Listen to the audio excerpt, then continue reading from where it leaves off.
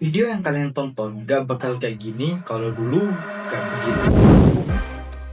Nah, pernah mikir gak?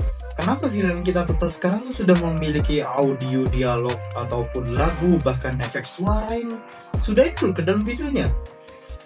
Mau tahu sejarahnya? Ayo ulik bareng. Aku Zubairi, selamat datang di Cinema Talk episode ketiga.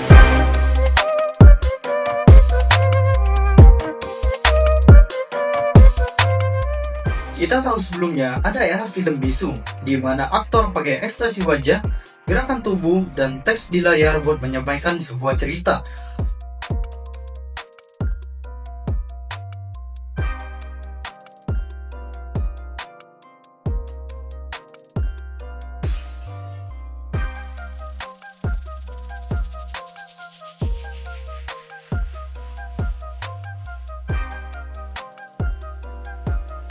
Penonton biasanya nonton ditemani musik live, misalnya piano atau orkestra.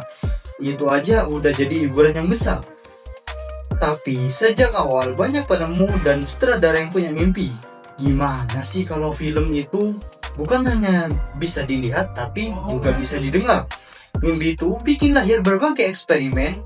Ada yang coba pakai pilihan suara yang diputar bareng filmnya. Ada yang pakai silinder fonograf, tapi hasilnya sering kacau.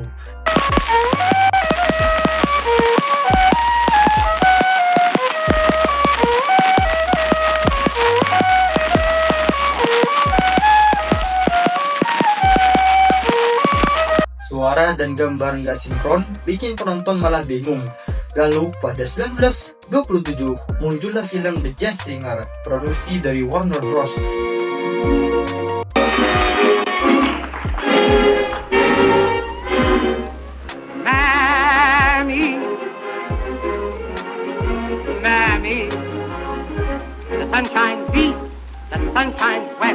Ini bukan film pertama yang ada suaranya, tapi ini film yang paling sukses.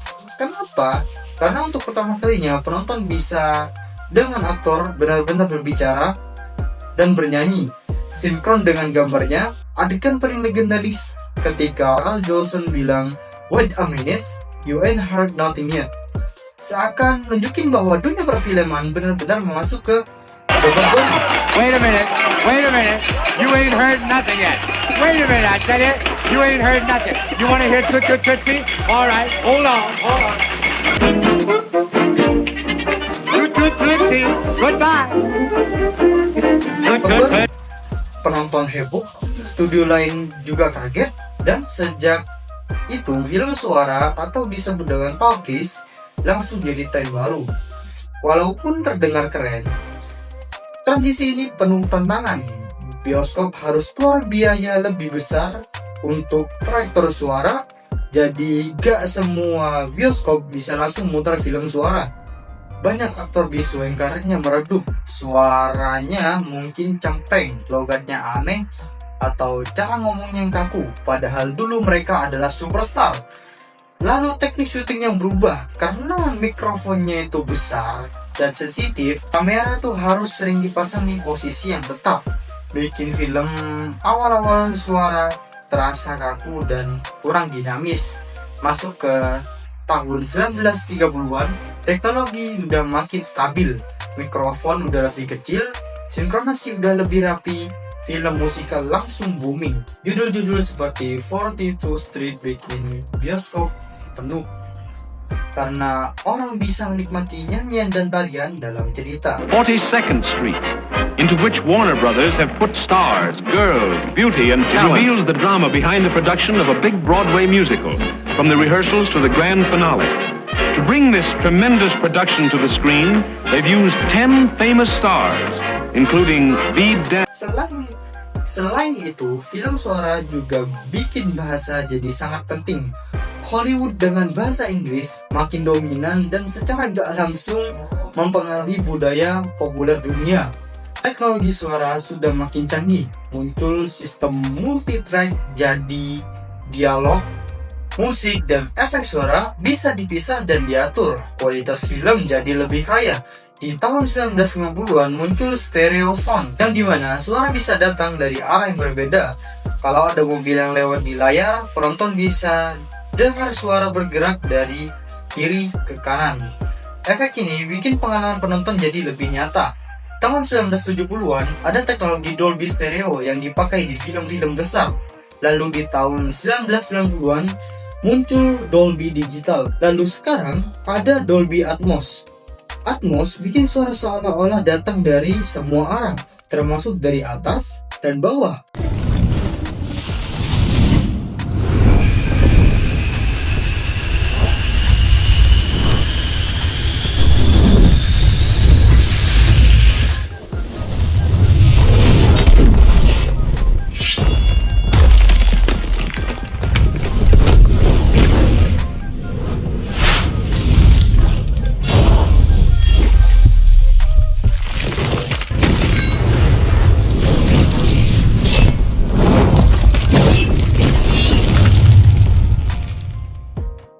Kalau ada helikopter yang di film yang lewat di atas kita, itu benar-benar merasa helikopternya terbang di atas kepala kita. Contohnya, bisa kita lihat di film seperti Star Wars yang pakai sound design buat bikin dunia yang terasa lebih hidup. Atau Jurassic Park di tahun 1993 dengan suara dinosaurus yang bikin penonton serasa ada di hutan. Perubahan ini bikin dunia film tuh berubah total. Aktor yang harus punya suara yang bagus gak cukup cuman modal cantik atau ganteng. Cerita yang lebih kompleks, dialog bikin alur cerita lebih dalam dan emosional. Musik bisa bikin film lebih berkesan. Coba bayangin, Titanic tanpa lagu My Heart Will Go On, pasti rasanya beda banget. Penonton lebih tenggelam. Sekarang kita bisa ketawa, takut, bahkan merinding. Bukan cuma karena gambar, tapi juga karena ada detail suaranya. Jadi, awal mula film suara dimulai dari eksperimen yang gagal, lalu berhasil lewat The Jazz Singer di tahun 1927.